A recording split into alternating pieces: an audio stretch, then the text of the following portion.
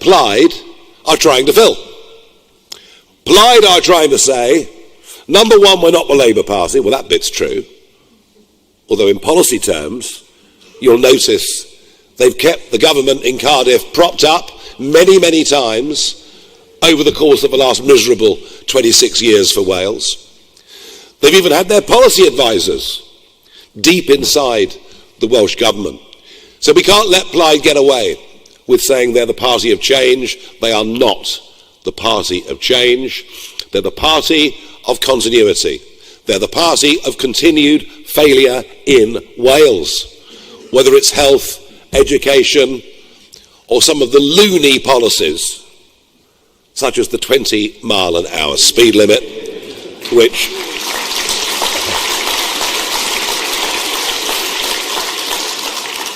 I can promise you will be disappearing if and when we win these elections on the 7th of May.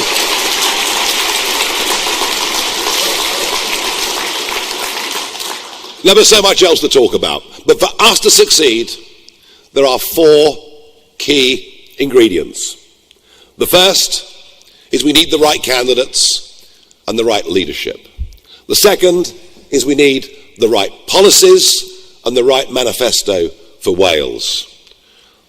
Don't worry, getting rid of the 20-mile-an-hour limit will be in it, I'll insist. But so much else to talk about in terms of farming, in terms of health, in terms of education, and in terms of the bloated, expanded quangocracy who seem to run most of Wales these days. So that's the second thing we've got to get right.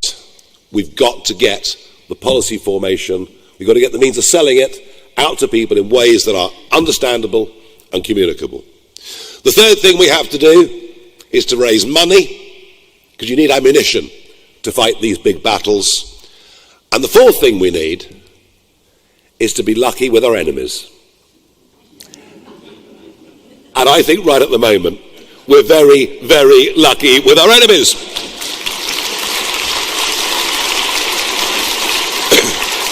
And I can tell you today, on the national fundraising front, we will very soon see the declarations for Q4 of 2025, and that will show a very big uptick in the sheer number of people starting to give us serious money, and lots of people giving us money at smaller levels too.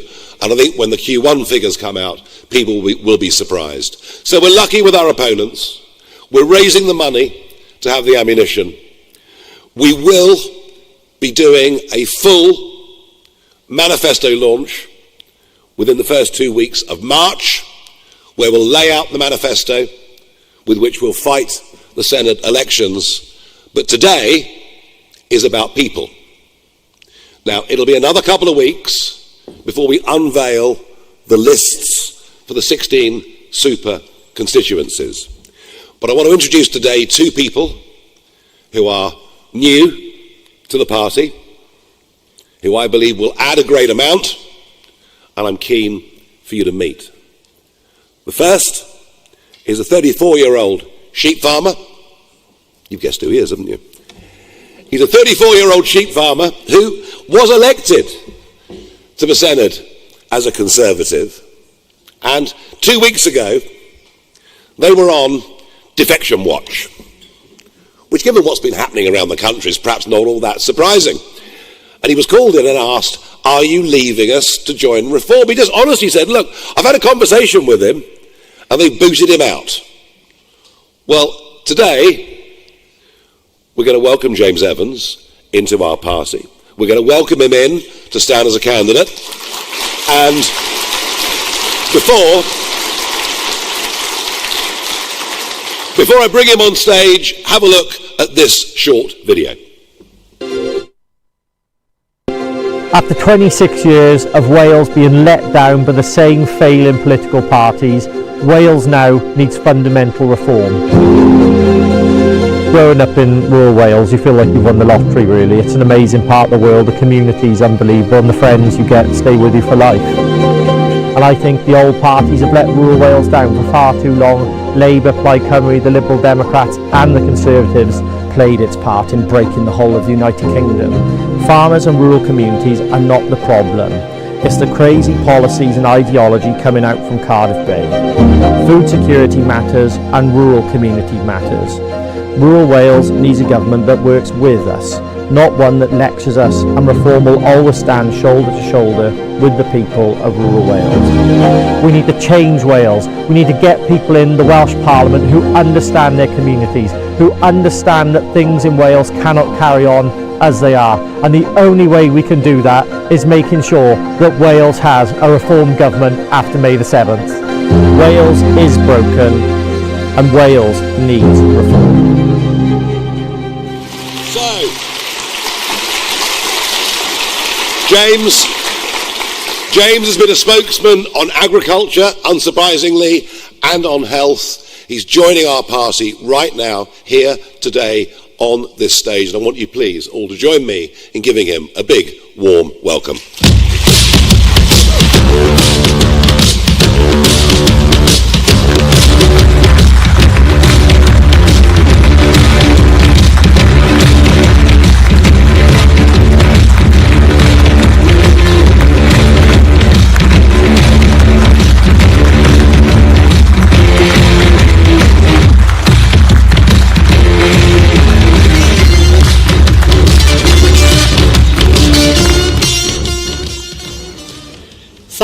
Thank you everybody for that very, very warm welcome. And it's lovely to see so many familiar and very happy faces.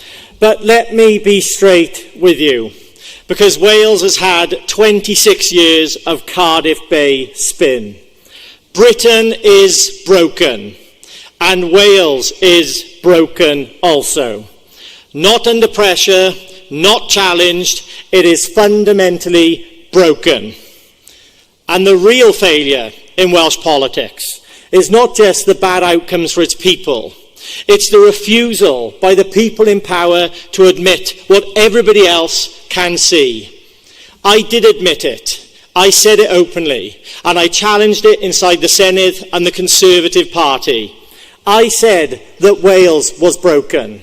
I said that Britain was broken. And for that honesty, to myself and to the people of Wales, I was kicked out.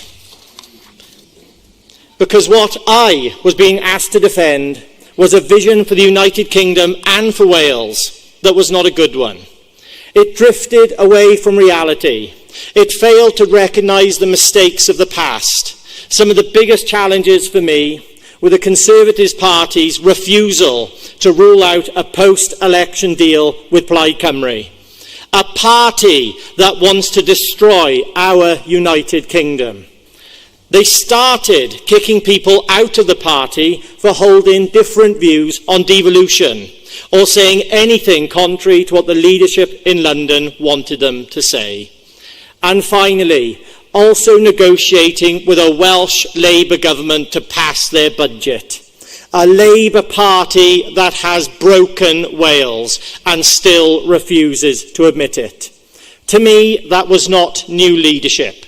That was repeating the same mistakes that Wales has suffered from for years. Over-promising and under-delivering and wanting to be a part of that cosy Cardiff Bay bubble. For me, it reached a point where I could not stand on a platform, go and knock doors, look people in the eye and sell a message that I did not believe in. Once you reach that point, there are only really two options. You either stay silent, take the money and hope for the best, or you tell the truth and accept the consequences.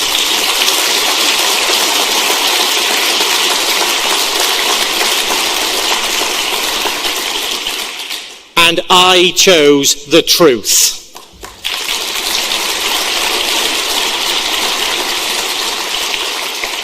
Since then, I've been blown away by the support I've received from my constituents in Brecon and Radnorshire and from people right the way across Wales and the Reform army of people who are in this room. Honest, hard-working people, people who set their alarm clocks, get up early, work hard, pay their taxes, and know, just like everybody in this room, that our country is broken and it needs fixing.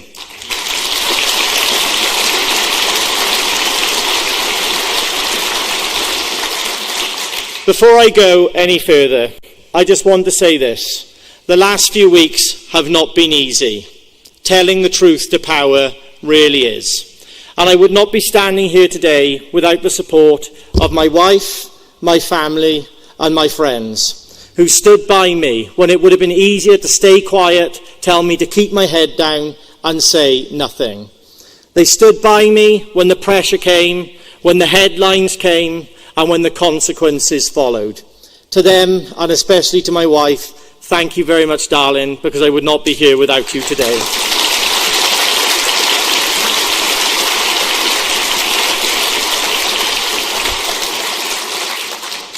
As people can see, I'm an honest person, and I want to be honest again. I have criticised reform in the past. I've done it publicly, and I'm not hiding away from it, and I'm certainly not going to rewrite history. But serious people, not career politicians, reassess when the reality refuses to go away. As someone once told me, a wise person can change their mind, a fool never knows how.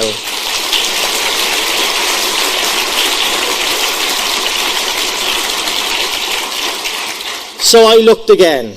I listened, I read the detail, and I saw a movement that has grown and starts where the other parties refuse to start, with the truth that Britain is broken, that Wales is broken, and nothing gets fixed until you're willing to admit it.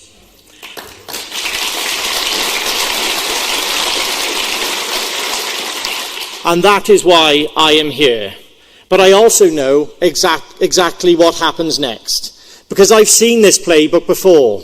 As we speak, I'm sure the Welsh media bubble will be rolling out on social media and on the press my so-called greatest hits. All quotes, half sentences, clipped lines stripped of context, and I can assure everyone Laura Ann Jones is a very good friend of mine.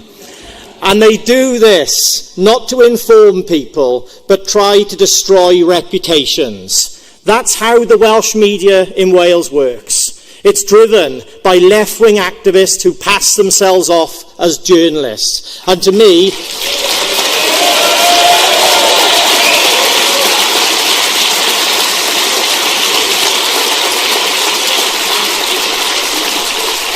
and I'm sure, like me and many people around Wales, I think they are just unpaid Plaid Cymru and Labour Party campaigners.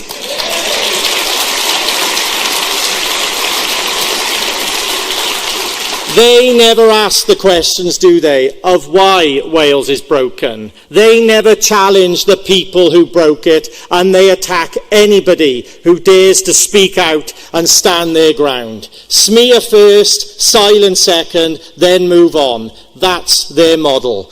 But here's the problem for them, isn't it? It doesn't work anymore, because the people of Wales can see exactly what's going on, and they're not going to tolerate it anymore.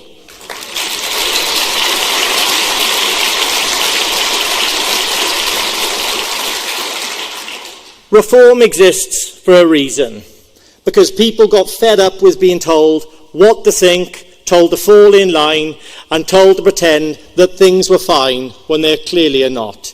One person who has stood against that time and time again is Nigel Farage.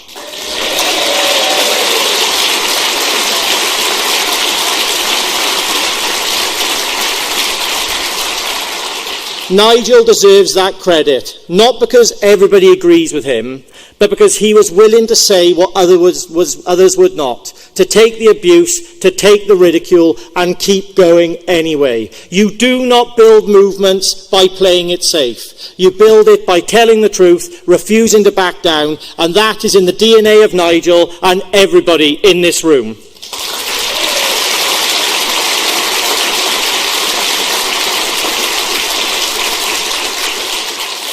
And let's bring it a bit closer to home, because Wales has had over 26 years of the same political class, the same thinking and the same excuses from the Bay. The worst NHS performance in Britain, young people leaving at a rate of knots, communities from north to south left behind, and the landscape of rural Wales being sacrificed through green policies. And what is Labour's answers to these problems? Well, it's always the same, isn't it? More taxpayer money wasted, more vanity projects, more bureaucracy, and no accountability. And if that works, Wales would not be in the state we are today.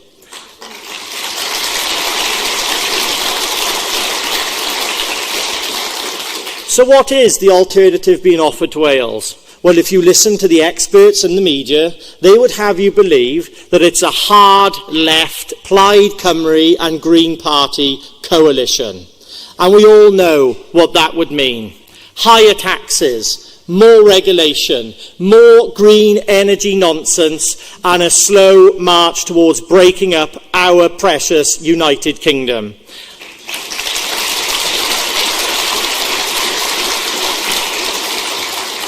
And let me be clear, breaking up Britain would break Wales even further.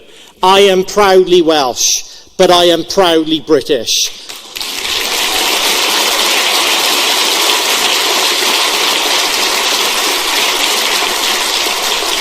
Those things are not in conflict, and we are stronger together as one United Kingdom.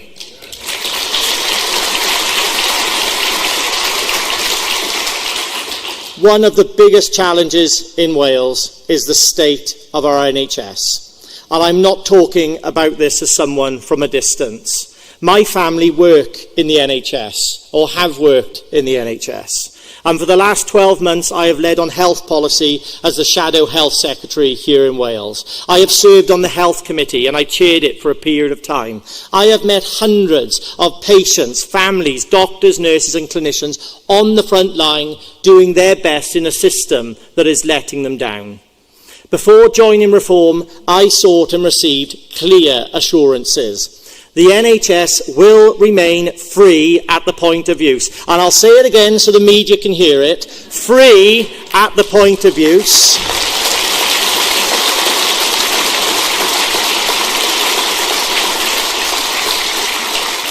That was a non-negotiable for me and a non-negotiable for Reform. And we will be working with clinicians, not against them, focusing on patients, not the process, and fixing what is broken. We will fix the NHS in Wales, not with slogans, but with serious reforms to the system.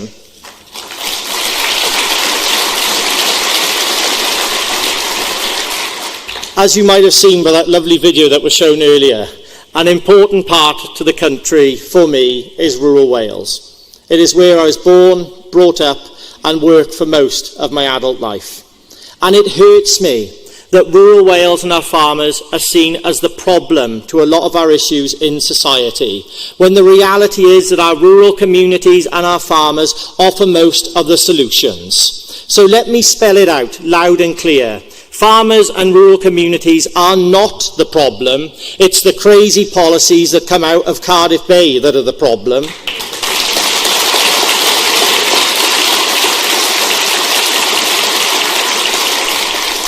Food security matters and rural communities matter, and Wales needs a government that works with rural Wales, not one that lectures it. And Reform will always stand shoulder to shoulder with our farmers and those people in rural Wales.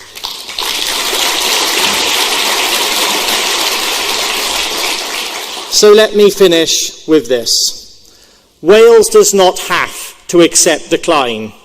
It does not have to live with excuses, and it does not have to be run by people who broke it and still refuse to admit it. Britain is broken. Wales is broken. And nothing gets fixed by denial. Britain needs reform.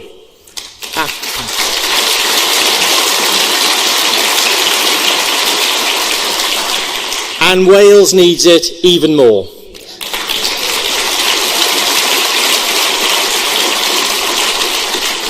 a politics of honesty, not spin, of courage, not comfort, of action, not excuses. And I cannot work to wait with the thousands of Welsh and British patriots who want to turn this country around. And I cannot wait to get to work with the candidates who will fight tirelessly for their communities and the people of Wales. So to everybody in this room and the Reform family and everybody across Wales, together we will reform Wales. Together, we will turn things around, and together we will deliver the change that Wales needs. Because everybody in this room knows that Wales needs reform. Thank you very much.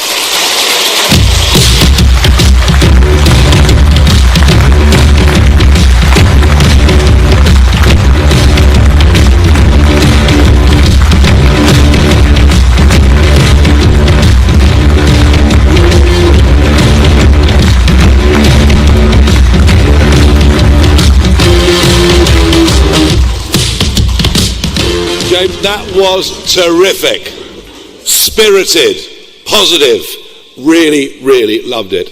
Your comments about the Welsh media lead me to look forward to the Q&A session we'll be doing in just a moment. Now, for those that thought that today's event was just about James joining us, and perhaps the media thought that's what it was for, perhaps you thought it was what it was for, there's actually something else that we're going to do today that I think is really rather important. As you know, in the run-up to the elections on May the 7th, some of the key moments will be the debates that take place live on television here in Wales between the party leaders. Now, of course, I can't take part in those debates because I'm not running for the Senate, and I'm not Welsh, and it wouldn't work.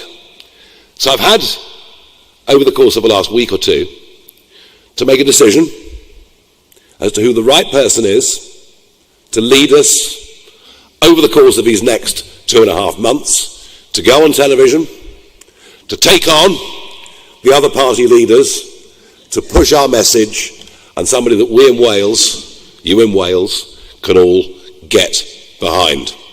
So I will announce now that the leader of Reform UK Wales is a man who was born in the valleys, who, like so many, sadly, young people from Wales, headed off to London for a career in which he did well. He also went on to be a cabinet member of the council in Barnet and the leader of Barnet Council for some years. So we have somebody here from the valleys, somebody here with considerable business experience, but somebody who knows what it is to run big budgets, somebody who knows how difficult it is to be in government. And that quality, that combination, is what made me realise that the man to do this, I'm going to introduce him to you right now. Now, he's here, I promise. It's not like Robert Jenrick. Do you remember that? Robert? I'm confident Dan Thomas is here. So please welcome the leader of Reform Wales. Please welcome Dan Thomas.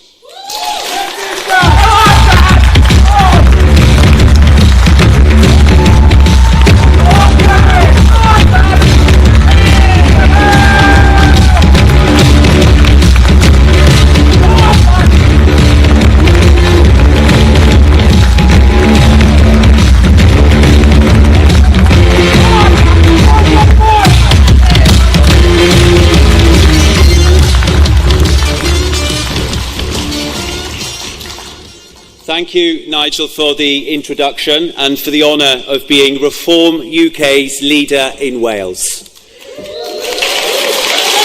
Thank you. For those who may not know me, my name is Dan Thomas, and my story is similar to many of you in this room and watching at home. I was born and raised in the Welsh Valleys, where my family lived 4 generations. My granddad was a miner, as was his dad before him.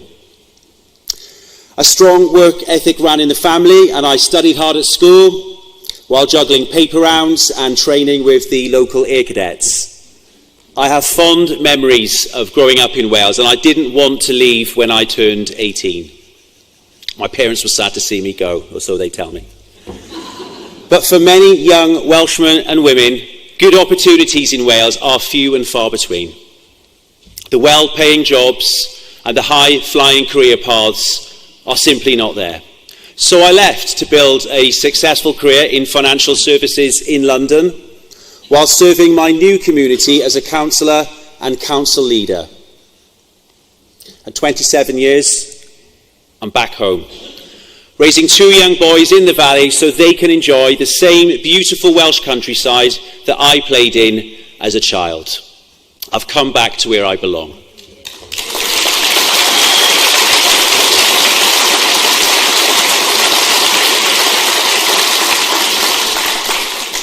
But 27 years later, I found myself again asking what opportunities exist for young adults leaving education. Will my boys want to stay in the green grass of home? Or will they feel the need to go over the Severn Bridge to fulfil their maximum potential? 27 years later, the sad truth is that the Labour Party has decimated Wales through inertia and managed decline. Welsh children are being let down by an education system which achieves the poorest results in the UK. Welsh 15-year-olds have the worst PISA scores in the UK for maths, science and reading. The Welsh NHS can't cope despite receiving more funding per head than in England. And under Welsh NHS targets, 85% of cancer patients should be starting treatment within 62 days of an urgent referral. Just 59% receive treatment in time, again worse in England. Over 750,000 Welsh patients are still waiting for treatment. And Labour's response? To place fixing potholes on the equivalent footing to cutting waiting lists. Wales has the highest unemployment rate in the UK, and its economic inactivity rate is higher too. Labour does nothing to change this reality. They believe dependency on the state is their handrail to power, and it's no wonder that our brightest and best are leaving. The cost of living is soaring, made worse by Labour and Plaid Cymru councils, hiking up council tax by an eye-watering 7.1% on average. And when I was a council cabinet member for finance, I managed to cut council tax whilst retaining vital services such as weekly bin collections. And it can be done, but it needs strong, focused leadership from leaders who are on the side of residents and willing to take on vested interests. Young people are being priced out of their towns and villages because Labour have missed their own building targets. And they've overseen the second lowest level of new homes since records began.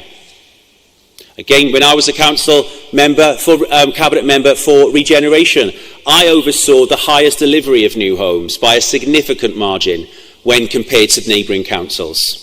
It can be done, but if we want a bright future for our children, we need to build it and not just talk about it. In Wales, most of us rely on our cars to get around, but Labour and Plaid Cymru are waging war on motorists. They see driving as a luxury, and they think we should all be herded onto unreliable buses and trains.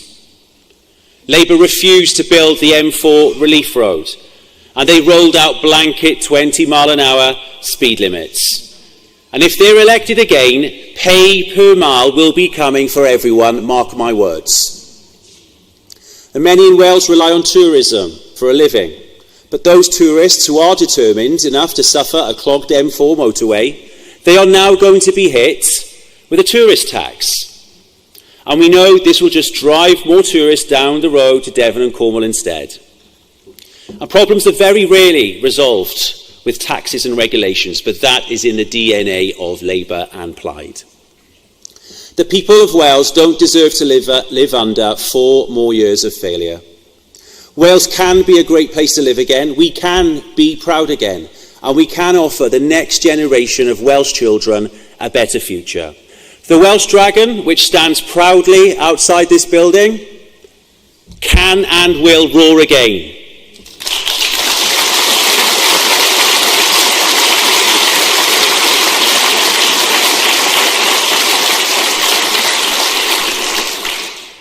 But Labour and Plaid Cymru, they're not the answer. They are the cosy Cardiff Bay establishment. They are both part of the same problem and have been for 27 years. They're not on the side of ordinary men and women, and they have no accountability for the dire state of our public services. They would rather virtue signal on international issues than help our own people in Wales.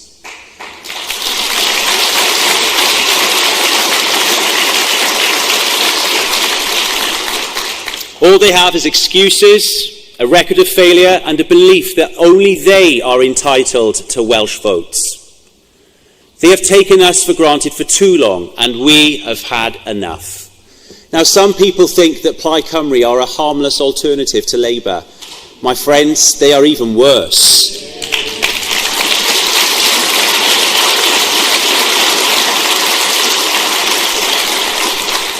They want to take Wales out of the British Union, which serves us very well, and turn us into a country where without borders, and where anyone can come to Wales from anywhere. Plaid and Labour are also living in denial when it comes to immigration.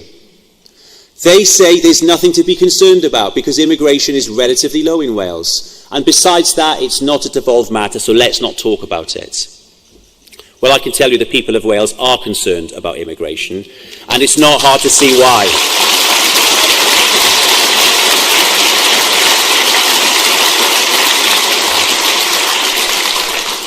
This time last year, in the high street of my hometown, there was a violent fight between a dozen or so Iranian and Afghan young men in broad daylight.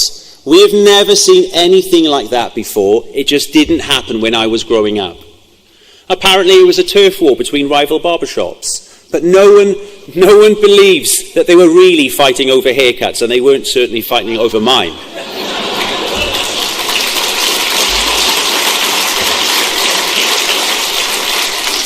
These kinds of business are being used as fronts for illegal activity, and they're causing alarm and distress in once peaceful high streets.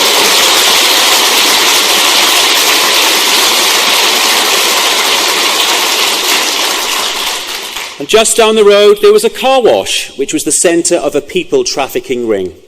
And then there's the number of increasing HMOs in Welsh towns, which are changing the character of our communities forever.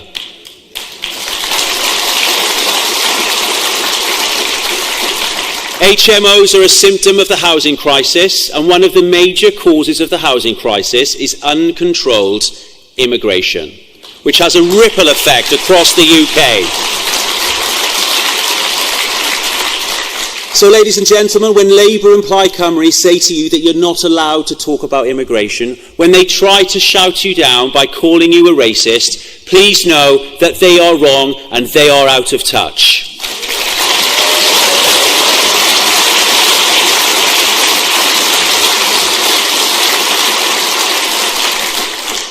The people of Wales can see what's really going on, and they will back reform to nip this problem in the bud. And we need to nip it in the bud in Wales. I've seen what uncontrolled immigration has done to London over the last 20 years. The pressure on public services, schools, hospitals, the congestion and the community cohesion issues. I've seen what weak and woke policing has done to law and order in London. And I don't want to see Wales and my hometown go down the same path as London. And the only way we can protect Wales from the same fate is to vote reform.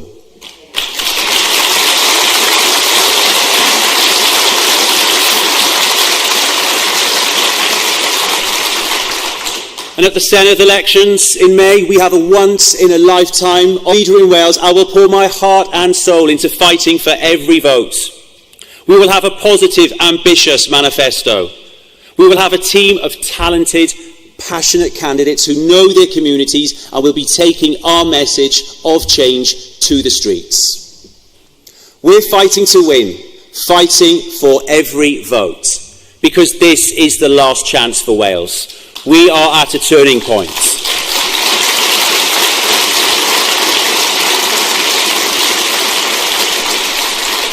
We are at a turning point. We either settle for another 4 years of the same, or we break the mould, start again, and fulfil our full potential in Wales. It can be done, and with you, the People's Army, reform will be the change that Wales desperately needs. Wales is broken. Wales needs reform. Thank you.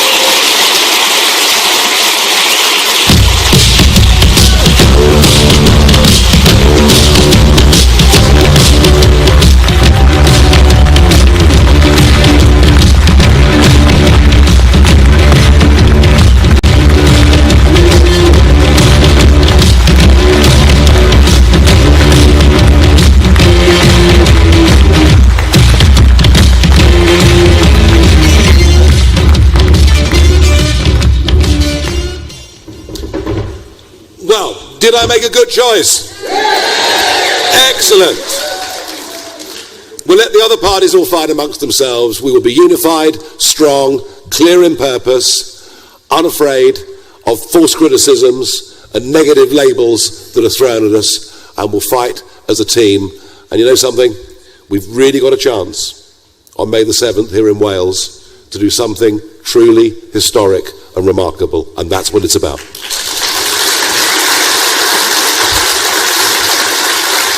Now, this is a press conference, and the first question is from Adrian Masters of ITV Wales. Thank you very much. Can I just ask a question about how much autonomy or how much say the Welsh leader will have over the direction of the party here in Wales? If Dan wants to disagree with you or follow a different policy, will he be able to, or will you still call the shots? What do you think I am? I mean, I'm not some sort of hardline authoritarian dictator. I mean, you can probably, one or two cartoons have suggested that over the years, but it's not true. No, look, you know, we are, as you know, we've moved beyond the start-up phase as a party. We're now moving in to maturity.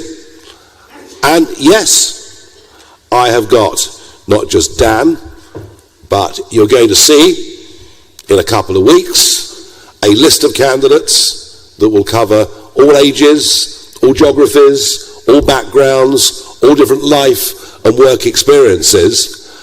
And when it comes to devolved matters, it's up to Reform UK in Wales to make those decisions, how best to deal with the kangocracy, how best to deal with the health service, how best to deal with these devolved matters. I wouldn't even, Adrian, pretend that I knew what needed to happen within the failing NHS in Wales. So yes, the party here under Dan will have full autonomy on Welsh policy. When it comes to national policy, well, if we have a disagreement, do you know what we'll do? We'll disagree behind closed doors and come to a conclusion and work it out. All right? Happy with that? Great. Next up, we have Gareth Lewis from BBC Wales. Morning, both. Nice to speak to you. I'll stand up so you can see. Mr. Farage, first of all, just to elaborate on Adrian's point, if it comes down to those grey areas, those jagged edges of devolution, and it crosses both Welsh and national policy, would it ultimately be you who would call those shots and make the decision? And just a couple of questions for Dan. Very quick one, just to specify your hometown. I think it's Blackwood, your top place, right, Blackwood, yes. Yeah. And given that your politics has been for so long outside of Wales, do you feel you've got an element of catching up to do to get yourself up to speed with what's going on in Wales? No, I've kept abreast of Welsh politics ever since. I've stood for election in Wales over the years in 2010, 2017. You know, all my family and friends live in Wales. I watch the news. You know, Wales isn't a million miles away from England. It's just next door. There's very many overlaps of policy. So, I'm fully informed. We're working on a manifesto right now, and we'll be start to release some snippets from that, and I think you'll be impressed. But thank you. We are currently running. We are currently running 12 county councils after May the 7th, despite the fact there are some cancellations in England, in some cases for the second year in a row, which is a disgrace, and is why I'll be taking the government to the High Court later on this month through a judicial review.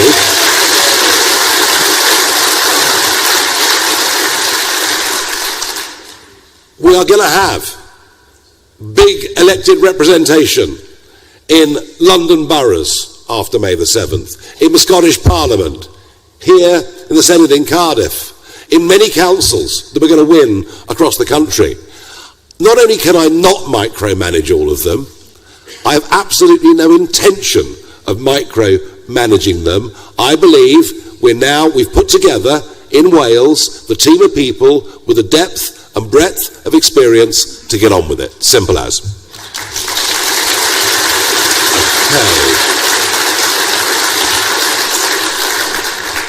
Rhys Williams from ITV. Thank you. Mr Farage, you've chosen someone with no track record here in Wales and who I think lost Barnet Council to Labour in 2022. How confident are you that he can win here? Yeah, the track record one's a funny one, isn't it? On the national level, I'm told, well, you've got no track record. You've got no one that's ever been in cabinet. So Robert Jenrick joins us and, you're just a bunch of Tories. I mean, I can't really win, can I? If you ask me questions like that, there's no way out. Look, Dan has got considerable experience. He served for 10 years on a cabinet. He served for several years as the leader of a big council in London with all the challenges that brings. And the fact they lost to Labour in 2022, well, frankly, given what Boris Johnson did to the Conservative Party during those years, everyone lost in 2022 and even more lost in 2024. I am confident that the fellow sitting to the left of me knows what it's like to stand up in the chamber and be attacked. I've watched the videos. Knows what it is to run a budget, understands that when it comes to taxes, that basically people want lower taxes, not higher taxes at all levels. That's right. And so if you're asking me, is he up to it? I believe absolutely that he is. Thank you.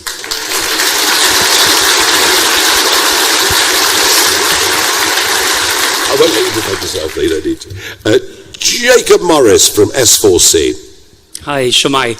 A question for the both of you. In terms of today, we've seen Lorraine Jones last year join the party. James Evans confirmed today, and now another former Tory. Is there one too many Tories in Reform now?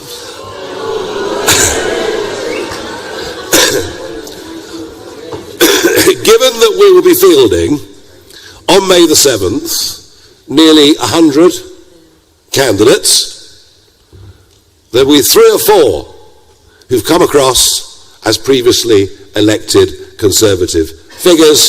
So if that figure is, between 5% and 8%, I would say no. I would also say to you that there will be many people across the whole of Wales who in the past have voted Labour, but will be voting for us because they now see us as a party that is patriotic. They see a Prime Minister who frankly does everything he can to damage this country, to damage its standing overseas, to trash its reputation.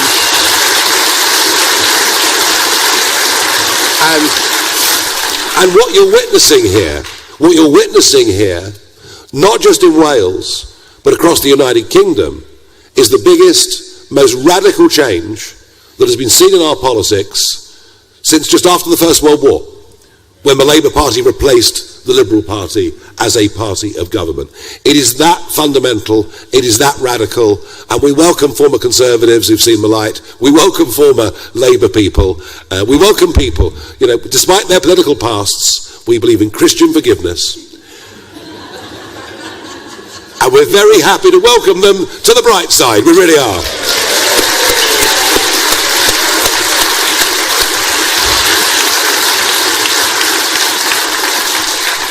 Next up is Andy Davis from Channel 4.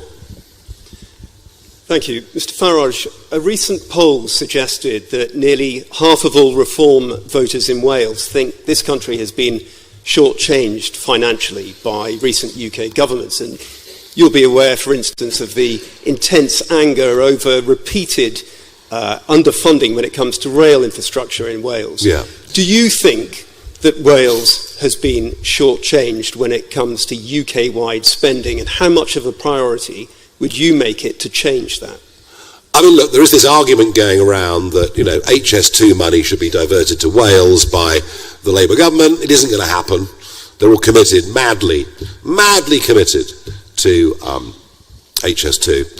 I would say this to you, that Wales has been incredibly badly let down.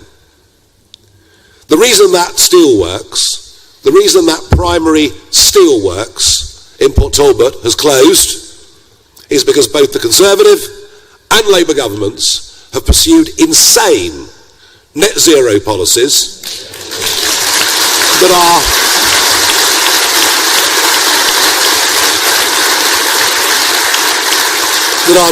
are deindustrialising Britain.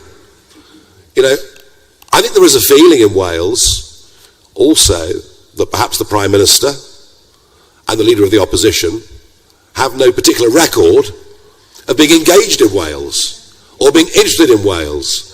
And I would say to you that I've been coming here repeatedly for over 20 years, engaging in debate, supporting campaigns. So it isn't just about money. And the most important thing about money, the single most important thing about money, is not how big subventions from central government are, it's the ability to turn around attitudes within Wales to help and encourage people set up small businesses, to change the attitude of sadly too many young people to getting up early in the morning, to going out to work, to having ambition. Wales will never get rich however much money is transferred from national government. Wales will only get richer if it does it for itself. And I believe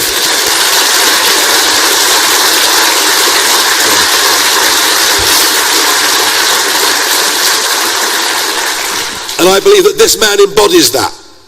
He embodies that. I think the message that at 18 he felt he had to go to London, but that now he's come home to where he loves and belongs and wants to bring his children up here, tells you we've got somebody that understands this problem, that understands this phenomenon. And no, we can't turn the culture around overnight, but we can start. We can make a really, really big, good start. The culture towards success, the culture towards hard work, the culture towards ambition needs to be changed. Too many young people in Wales and elsewhere around the United Kingdom feel some sense of helplessness or hopelessness, seem to think that a life on benefits is going to be rewarding, when actually it's the opposite. It's liable to lead them to getting very, very depressed.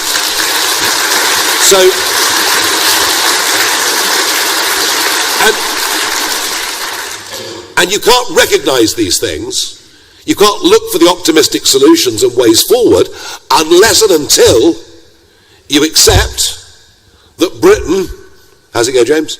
Is broken. Thank you. It is. And that's a fundamental divide, isn't it? Nationally, both the Labour and Conservative parties say Britain isn't broken. Plaid, because they've been so much part of government here, cannot say Wales is broken, otherwise they'd be admitting they were part of the reason that it broke. Yeah.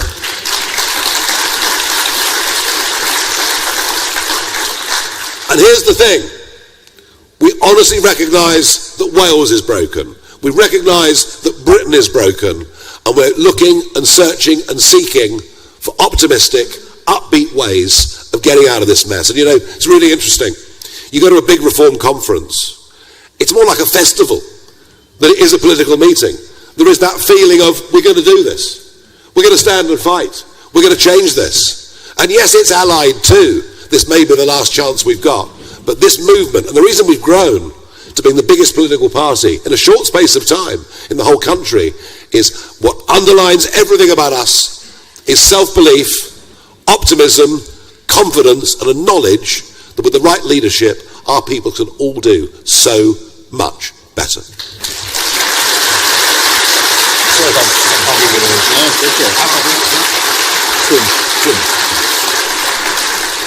Next is Tom Owen from the South Wales Argus. Yeah, hi. Tom from the South Wales Argus Local Democracy Reporting Service. I think you promised 2 times, Nigel, that you would get rid of the 20-mile-per-hour speed limit. I'm just wondering, is that really an election-winning promise? How many people? Oh yeah. Yes. How many people come to your constituency? Do you actually speak to people in South? Do you actually speak to people? How many people come? It's not. If you let me ask my question, how many people come to your constituencies in Clacton, Nigel, and say the traffic outside my house doesn't move fast enough?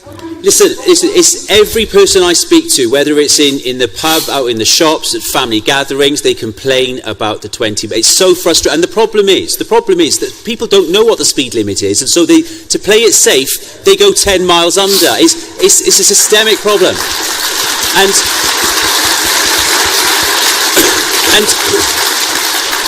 you know, it symbolises the ideology. In Cardiff, it might be hard to drive over 20 miles an hour most of the time. I get that. It might be hard, so who cares? But in the rest of Wales, it's not, actually. So I think it is a very misthought policy, and we will be scrapping it. But it's not our only policy. So when you say that, is that going to be... It will win votes, but we will have plenty of other policies that will win far more votes as well. There'll be a mixture of policies. Yeah, absolutely.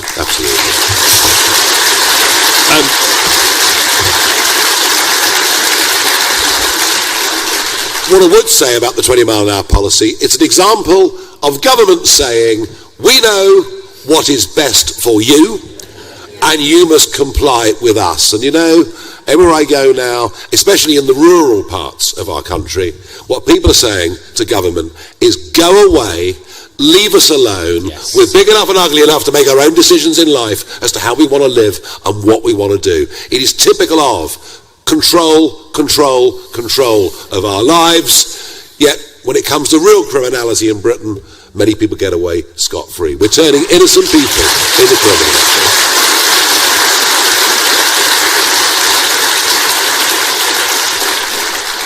Ruth Moselski from Wales Online. Thanks. Morning, Ms Farage. You will know that between the 2 most recent polls in Wales, support for your party seem to have declined. Do you believe they're accurate between September and January? Do you think peak reform has been, and do you think you can get it back? And Mr Thomas, what's top of your list? What was the thing that when you were approached for this job you said, yeah, I'll do it, but this is top of my list, it's what the first thing I want to change? What's the first thing you want to change? I think that I want to change the government in the Senate, I'd say that. But look, being a father of two young boys is the education system for me. I think my story is all about my own... My story is all about opportunities for young people. Once they've done the right thing, they've gone to, they've worked hard at school, college, university, or they've gone to whatever it is, and the apprenticeships as well, and there's no job for them, or it's not a job. We've got ambitious young people in Wales, and they want to have, high-paying, fast-flying jobs. And that's what they want. So we need to provide that. So that very much, young people, education, opportunities for the future, the economy and jobs, it all rolls into one. But of course, Wales is broken. Look at the NHS and the other public services that need fixing. So it's a big job, absolutely. But we can do it. And we'll be releasing our manifesto soon. And I think you'll realise how ambitious we are for Wales.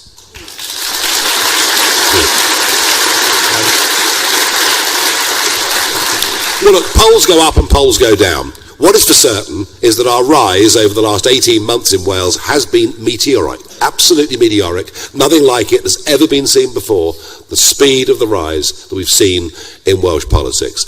And polls vary, and the way polling companies do their polls vary. The last one I saw, it was almost so good I didn't want to talk about it today, but the last one I saw, that was out 2 days ago, suggested that reform were 5 points clear in the lead for the May the 7th election.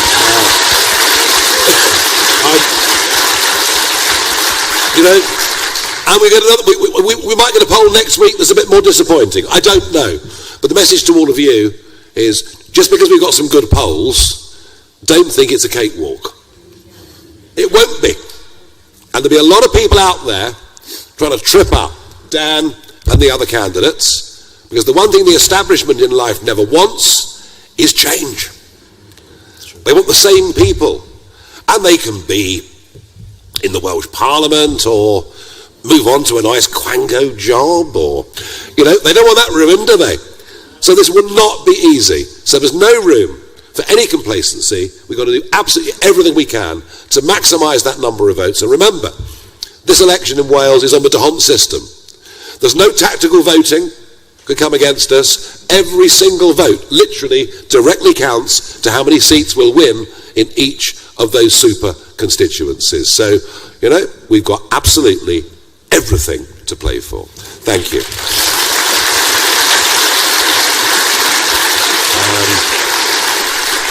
Great stuff. Katie Harris from the Daily Express. Thank you. As the official opposition, the Tories are likely to benefit from the current Labour chaos. Where does that leave reform? And secondly, do you think Keir Starmer will be gone from number 10 in February if Labour is defeated in the Gorton and Denton by-election? Okay. The Conservatives led on this in the House of Commons yesterday because they are the official opposition. And Kemi Badenoch did ask the right questions. And Keir Starmer was in one hell of a mess. I mean, it was all a bit of a jibber-jabber, wasn't it? Does it benefit the Conservatives? Not really. Because in the minds of the public, they associate the Conservatives with years and years of sleaze, of infighting, of a never-ending psychodrama. So I don't think it does benefit the Conservatives very much.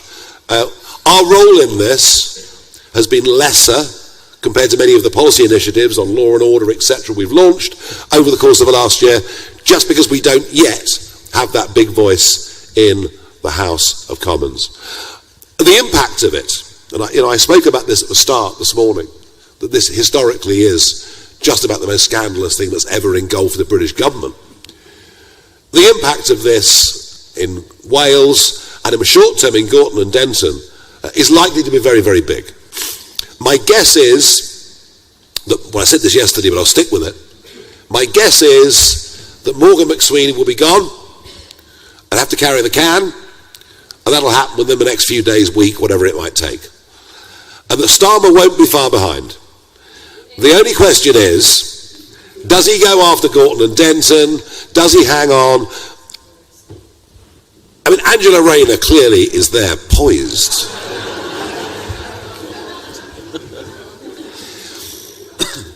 But if I was Angela Rayner, when I want to become leader before May the 7th and have to carry the consequences, if they get rid of Starmer and put in Rayner, is that going to fundamentally change the vote here in Wales after 26 years of Labour failure? No, it isn't. No, it isn't. So I still think they'll keep him there till May the 7th and then boot him out. That's my guess.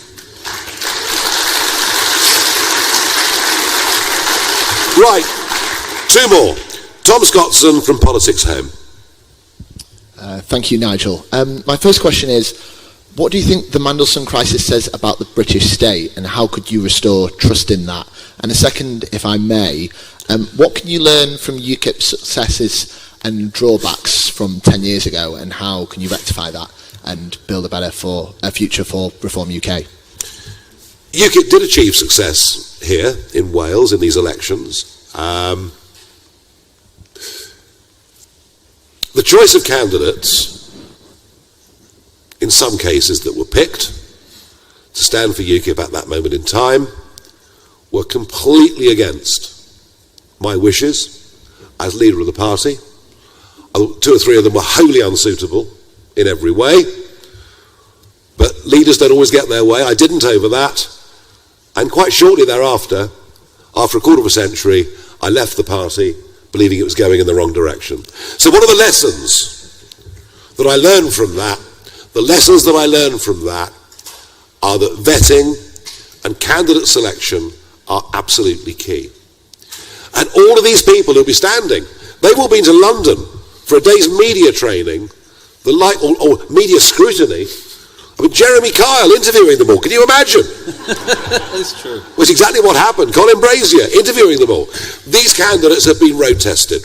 They've been put through their paces. We've vetted them heavily, and that is the fundamental difference.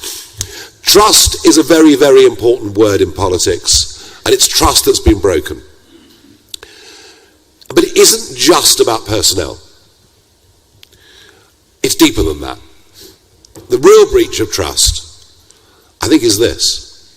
It's that parties fight elections on manifestos, tell people what they think they want to hear, without ever having the slightest intention of actually fulfilling those promises. And that's the breakdown in trust. And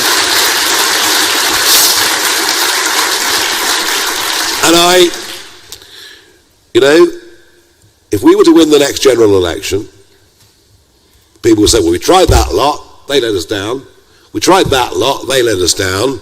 If this lot let us down, we'll probably never bother to vote ever again. And if we lose that belief that we settle our arguments as human beings via debate and the ballot box, if we lose that belief, then we would as a country head towards quite a dark place. So, this really matters. Right, last question is from Rhys Owen of, is it Gold? Gold magazine. I didn't do bad, did I? Come on. Yeah, you did all right. Congratulations, Dan, as well. It was reported that you probably had 4 or 5 names that you had to deliberate on. Don't believe everything the media says. Don't believe everything the media says. But let's say it was more than one. You've obviously settled on Dan. It's quite a relatively new face in reform in Wales. Yes. Is that a means of sort of trying to start fresh for the party in terms of potential links with the past leader Nathan Gill? And allowing... No? And for Dan as well, obviously you have experience of leading a council in Barnet. One of the big promises from reform on a UK and on a Wales level is to cut wasteful spending, make everything a bit efficient. I think there was a promise in the manifesto in 21 to halve the number of local authorities in Wales. Is that an idea that you would be willing to consider for the manifesto coming up? By the way, as this is a Welsh policy, I will not interfere or intervene in any way at all. And I also won't expect Dan to have a full answer for it just yet, because this is not the manifesto launch. But it's a very good example of what we were asked about earlier, what my attitude as national leader would be. My attitude is, you guys and girls, get on with it.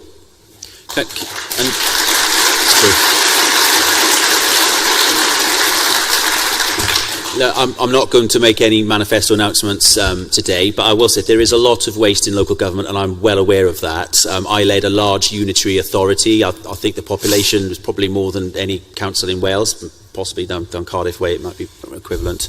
There's a lot of waste, and what I can't understand is Welsh councils racking up council tax by 5, 6, 7%. Even 4, 5% every year, year on year, and still having to cut services. I can't understand that. I was putting council tax up.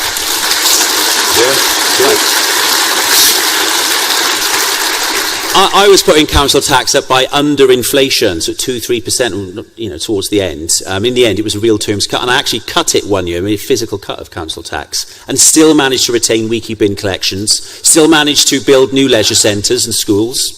Okay. Get money invested for public facilities, deliver record new homes. It's all about the ambition. You can pull the levers. The answer is not always taking money off the public. And I think the more the councils are allowed to do that, the less ambition they have to be efficient. Because do you know what? We'll just rack up rates next year. Of course. That's what they do. Of course. What we need is some discipline. And actually, coming back to your point about the number of names, my name was on none of the front runners on with the journalists were touting around. That shows discipline within the party. We are a disciplined, united party.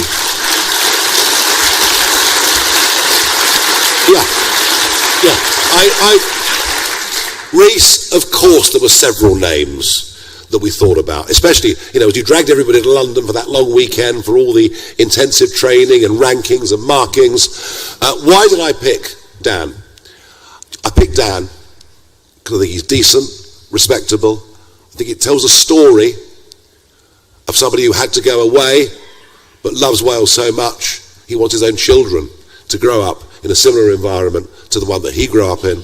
And above all, I picked him because he's battle-hardened.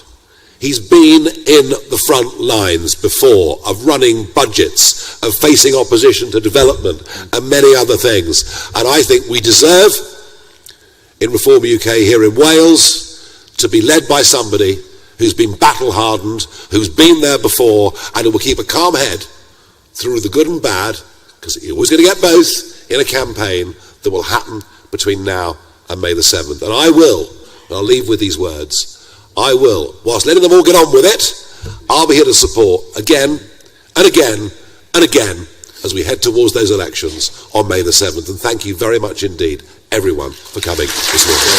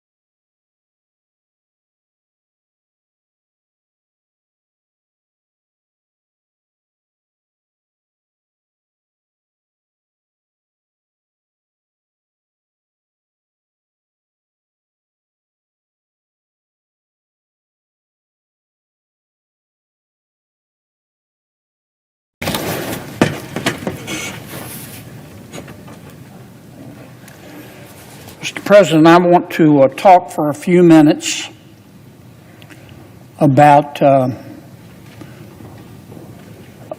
national security and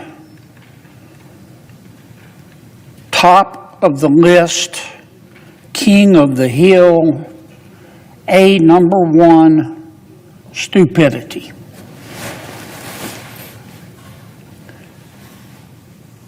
These are the Chagos Islands. The Chagos Islands, there are 60 of them. They're here in the Indian Ocean. One of those islands is an island called Diego Garcia, on which the United States and our friends in Great Britain have one of the most, if not the most important military bases in the world. It's jointly administered by both the U.S. and the UK. Though, truth be told, most of the firepower is provided by the United States of America. We use Diego Garcia to conduct training missions. We use it to reload submarines. In fact, it's one of the few military bases where we can actually reload submarines. We use Diego Garcia to respond to tensions throughout the Middle East, throughout Africa, and throughout Asia. And recently, we have relocated several B-2 bombers to respond to Iran's aggression toward demonstrators. It's hard for, there aren't words in English to overstate the importance of the Diego Garcia military installation. Now, the United Kingdom owns the Chagos Islands. In 1814, the Chagos Islands were owned by France, and they were ceded to the UK. The UK also owned another island down here called Mauritius. And for many, many years, the United Kingdom, which then owned and still owns the Chagos Islands, and in 1814 was ceded Mauritius. And for many years, the United Kingdom administered the Chagos Islands from Mauritius. Mauritius never owned the Chagos Islands. Mauritius was owned by both, Mauritius and the Chagos Islands were owned both by the United Kingdom, and the United Kingdom administered both islands or groups of islands from Mauritius. Let me say it again. Mauritius never owned the Chagos Islands. Now, in 1968, the United Kingdom decided to give Mauritius its independence. But the United Kingdom kept the Chagos Islands, and subsequently, as I mentioned, the United States and the UK built one of the most important military bases in all of human history on Diego Garcia. Why am I telling you this? Well, a few years ago, Mauritius filed a lawsuit with the International Court of Justice. Now, the International Court of Justice, as you know, Mr. President, is part of the United Nations. And I don't mean any disrespect, but nobody pays any attention to them. They don't have any authority. They certainly don't have any authority over the United States of America, and they don't have any authority over the United Kingdom either.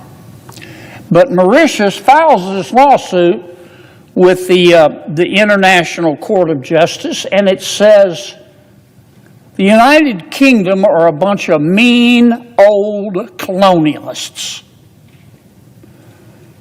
Now remember, this is the United Kingdom that gave Mauritius its independence in 1965. But nonetheless, as soon as Mauritius got the independence, they filed a suit in the International Court of Justice and said the UK, they're a bunch of mean old white racist colonials. And we want them to give us the Chagos Islands. Huh? They actually said, give us back the Chagos Islands. Mauritius never owned the Chagos Islands. But But anyway, predictably, the International Court of Justice ruled in favor of Mauritius. I don't think anybody was particularly surprised, nor did anybody pay particular attention. Until in recent years, the United Kingdom, Prime Minister Starmer, the current Prime Minister of the UK is leading the charge, came up with this idea. Why? I don't understand. I guess the Prime Minister feels guilty somehow. He said, okay, we're going to give the Chagos Islands that we own back to Mauritius, even though Mauritius never owned them. We're going to give the Chagos Islands to Mauritius. But if the United States agrees, we're going to keep the military base here in the Chagos Islands on Diego Garcia. And get this is really special. Even though the UK owns the Chagos Islands, they said, we'll give it to Mauritius and we will pay Mauritius squillions of dollars to lease from Mauritius the military base for 99 years. Now, I've thought about why they would do this. Real strong drugs is the only possible explanation for the Prime Minister of the UK to do this. To give away something that the United Kingdom owns to a country that never owned it and pay the country to lease what the United States and the United Kingdom have already invested billions of dollars. It's got to be drugs, real strong drugs. But anyway, that's what they did. Now, as best I can tell, other than Prime Minister Starmer, I don't mean any disrespect, I just think he's wrong. The only person on this planet who thinks this is a good idea, besides Prime Minister Starmer, is Xi Jinping of China. He has been for years anticipating that this might happen, cozying up to Mauritius. And they have become best buddies. In fact, China has convinced Mauritius to sign on to two Chinese instigated, actually Communist Party of China instigated, two treaties. One is called the African Nuclear Weapon Free Zone Treaty. This is a China-backed treaty. They convinced Mauritius to join it, and it prohibits the research, stockpiling, and possessions of nuclear weapons across the African continent. Okay, you say, what's the harm of that? Well, I'm going to tell you in a second. China also convinced Mauritius to become a partner in what's called the Forum on China-Africa Cooperation, Trade, and Security Agreement. That's between China and 53 African nations. What does that do? That also maintains a commitment to building nuclear weapon-free zones. Now, why did China do this and why should we care? Because once Mauritius owns the Chagos Islands, even though they say they're going to sign a lease and allow the UK and America to continue to operate its military base, once Mauritius owns the islands, I can guarantee you that China is going to put the pressure on Mauritius to allow China to force inspections of military equipment on all of the Chagos Islands including Diego Garcia. Isn't that special? President Xi Jinping can't wait. He loves this idea of giving all this away to assuage Prime Minister Starmer's guilt. He loves this idea as much as the devil hates holy water. Now, President Trump, early in his second term, I've given several speeches about this, agreed to it. And I said at the time it was a mistake. A lot of people said it was a mistake. He got some bad advice. And I know who gave him that advice, and they're no longer there, but be that as it may, I called the president, talked to him about it, and he said, no, I'm going to listen to my advisor. And he agreed to it. The president